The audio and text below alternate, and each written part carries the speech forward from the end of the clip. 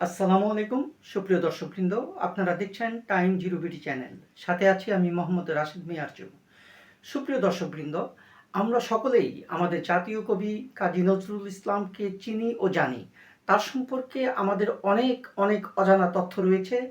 আমরা একেবারেই ইতিহাসের পাতা থেকে নিংড়িয়ে নজরুলকে অন্যভাবে আবিষ্কার করার চেষ্টা করেছি, যার অনেক কিছুই হয়তোবা আমাদের কাছে অজানা রয়েছে। দর্শক, আমরা হয়তোবা অনেকেই মনে করি যে বিদ্রোহী কবিতা লেখার জন্যই হয়তোবা নজরুলকে বিদ্রোহী আখ্যা দেওয়া হয়েছে, কিন্তু আসলে তা নয়।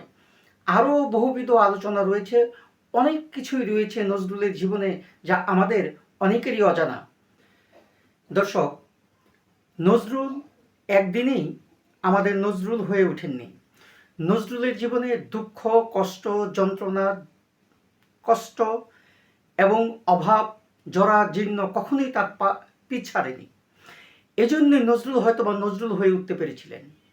নজরুল তার অনবদ্য সৃষ্টির মাধ্যমে শুধুমাত্র বাংলা সাহিত্যিকেই নয়, বরং বিশ্ব সাহিত্যকে এবং ইসলামিক সাহিত্যকেও তিনি অকাতরে দিয়ে গিয়েছেন। নজরুল সম্পর্কে আমাদের আরও অনেক কিছু জানার ও বোঝার রয়েছে। আমরা হয়তোবা সকলেই জানি যে নজরুল দশম শ্রেণী পর্যন্ত পড়াশোনা করেছেন।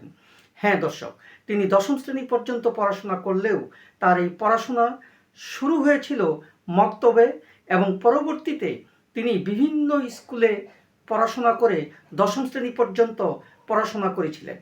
এরপর 1917 সাল পর্যন্ত তিনি পড়াশোনা ত্যাগ করে তদানীন্তন ব্রিটিশ সেনাবাহিনীতে অংশগ্রহণ করেন, এবং ব্রিটিশ সেনা চাকরি জীবনে তিনি পদোন্নতিও পেয়েছিলেন। তিনি পদোন্নতি পেয়ে কোয়ার্টার মাস্টার হাবিলদার হিসাবে পদোন্নতি পান। 2.5 বছর তিনি ব্রিটিশ আর্মিতে চাকরি করেন। এরপর তিনি 1920 সালে একটি পত্রিকা বের করেন, 1922 সালে তিনি একটি পত্রিকা বের করেন, 1925 সালে তিনি একটি পত্রিকা বের করেন, এবং 1926 সালে তিনি একটি পত্রিকা বের করেন। নজরুল দশম শ্রেণী পর্যন্ত শিক্ষা থাকলেও তার যে জ্ঞানের পরিধি ছিল তাই নিয়ে তিনি বিশ্ব দুয়ারে হাজির হতে পেরেছিলেন। তার এই পত্রিকাগুলির মধ্যে রয়েছে ধূমকেতু, নাঙ্গল এবং আরও অন্যান্য। এই পত্রিকা লেখার সময়ে তার অফিসে আমাদের জাতীয় নেতা, তখন ব্রিটিশ ভারতের অন্যতম বাঙালি মুসলিম নেতা শেরে বাংলা একেএম ফজলুল হক এবং মুসলিম নেতা হিসাবে সোহরাওয়ার্দী, তারা বিভিন্ন সময়ে নজরুলের অফিসে, পত্রিকা অফিসে গিয়েছেন, নজরুলের সাথে সাক্ষাৎ করেছেন। নজরুলকে তারা উৎসাহিত করেছিলেন তার এই কবিতা লেখার জন্যে এবং পত্রিকাগুলো চালু রাখার জন্যে। তার এই লেখনীগুলির মাধ্যমে তদানীন্তন ব্রিটিশ ভারতের স্বাধীনতার যে বাঙালির এবং মুসলিমদের মধ্যে যে জাগরণ, যে সৃষ্টি উল্লাস তিনি করতে পেরেছিলেন, তা রাজনৈতিক কর্মকাণ্ডেও রাজনীতিবিদদের কাজ পরিচালনার জন্য অনেকাংশেই সহজ হয়েছিল। এবং এই 1922 সালে তিনি তার এই ধূমকেতু পত্রিকায় আনন্দময়ীর আগমনের কবিতাটি লিখে যে ভারতে তখন যে জাগরণ, যে প্রলয় সৃষ্টি করতে পেরেছিলেন, তখন এই সাম্রাজ্যবাদী দখলদার ইংরেজ রাজ ব্রিটিশ সরকারের মসনদ কেঁপে ওঠে। তদানীন্তন ভারতের দণ্ডবিধি 124-এর 4 ক ধারা অনুযায়ী তার বিরুদ্ধে রাষ্ট্রদ্রোহীর অভিযোগ এনে তাকে কারাগারে আটক করা হয়। এই সময়ে জেলখানায় তদানীন্তন একজন ইংরেজ কর্মকর্তা নজরুলকে দেখতে আসেন। জেলখানায় এসে তিনি জেল কর্মকর্তাকে বলেন, তোমাদের এখানে একজন নজরুল নামে এক কবি, যিনি কবিতা লেখেন, তাকে নিয়ে আসো, আমি দেখব। নজরুলকে আনা হলে তিনি বিদ্রূপের দৃষ্টিতে নজরুলের দিকে তাকান এবং নজরুলের দিকে তাকিয়ে তিনি প্রশ্ন ছুড়ে দেন, তুমিই তাহলে সেই? নজরুল বললেন, জি, আমি কাজী নজরুল ইসলাম। ইংরেজ প্রশ্ন করলেন, তুমিই তাহলে কবিতা লেখো? সে ধীরস্থির কণ্ঠে জবাব দিলেন যে হ্যাঁ, আমি কবিতা লিখি। তারপর ইংরেজ কর্মকর্তা নজরুলকে বললেন, আচ্ছা ঠিক আছে যাও।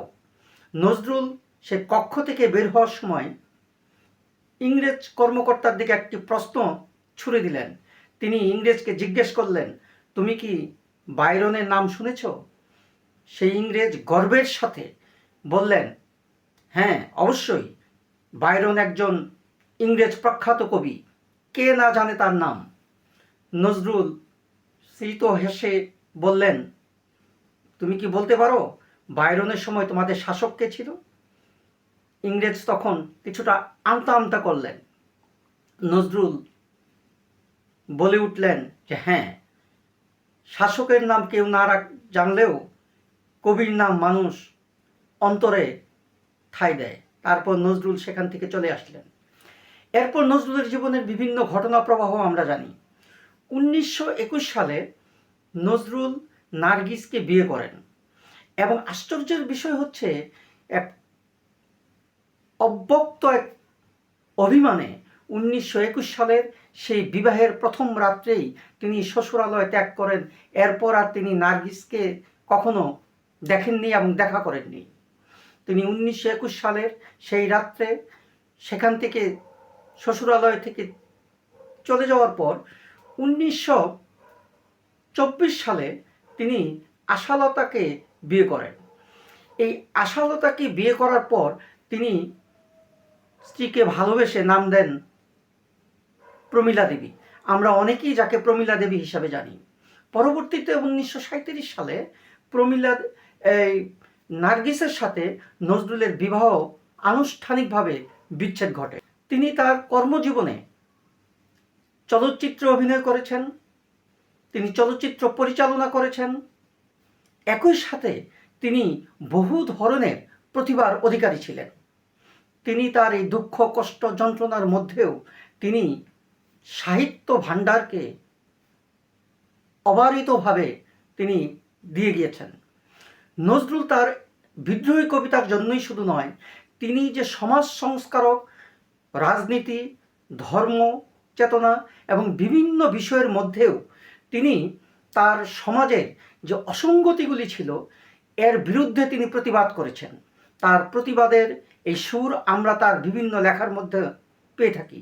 আসুন নজরুলের তেমনি একটি অমর সৃষ্টি এক কবিতা আমরা আজকে আবৃত্তি করে শুনব। কবিতাটির নাম মানুষ, লিখেছেন কাজী নজরুল ইসলাম। গাহি সাম্যের গান, মানুষের চেয়ে বড় কিছু নাই, নহি কিছু মহিয়ান। নাই দেশ কাল পাত্রের ভেদ, অভেদ ধর্ম জাতি, সব দেশ সব কালে ঘরে ঘরে তিনি মানুষের জ্ঞাতি। পূজারি দোয়ার হলো, খোদার ঠাকুর দাঁড়ায় দুয়ারে, পূজার সময় হলো। স্বপন দেখিয়া আকুল পূজারি খুলিল ভজনালয়, দেবতার বরে আজ রাজা টাজা হয়ে যাবে নিশ্চয়। জীর্ণ বস্ত্র শীর্ণ গাত্র ক্ষুধার কণ্ঠ ক্ষীণ, ডাকিল পান্থ দ্বার খুলো বাবা, খাইনি তো 7 দিন। সহসা বন্ধ হলো মন্দির, ভিখারি ফিরিয়া চলে, তিনি রাত্রি পথ জুড়ে তার ক্ষুধার মানিক জলে। ভিখারি ফুকারি কয়, ওই মন্দির পূজারীর, হায় দেবতা তোমার নয়। মসজিদে কাল শিরনি আছিল আঠেল গোস্ত রুটি, বাঁচিয়া গিয়াছে মোল্লা সাহেব হেসে তাই কুটকুটি। এমন সময় এলো মুসাফির, গায়ে আচারির চিন, বলে বাবা আমি ভুকা ফাঁকা আছি আজ নিয়ে 7 দিন। তেরিয়া হইয়া হাকিল মোল্লা, ভেলা হলো দেখি লেঠা, ভুকা আছিস মর, গো ভাগারে গিয়ে নামাজ পড়িস বেটা।